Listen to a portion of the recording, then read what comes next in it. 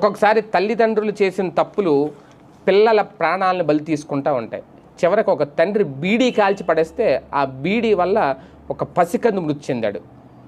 అంటే నిజంగా కొంతమందికి చెప్తే వినరు, మందు తాగొద్దనరా వినరు, చుట్టా బీడీ ఇలాంటివి కాలిస్తే ఆరోగ్యం పాడైపోద్ది, సిగరెట్లే మానేయండి అంటే వినరు. చివరికి వాళ్ళ పిల్లల ప్రాణాలు పోయినా సరే వాళ్ళ బుద్ధి మారదేమో. ఇప్పుడు తాజాగా ఇదే జరిగింది, మంగళూరులో జరిగిందట.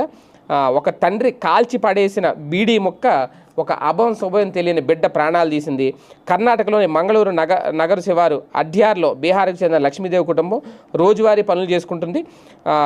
మంగళవారం ఉదయం లక్ష్మీదేవి భర్త బీడీ కాల్చి చివరి ముక్కను అక్కడ పడేశాడంట.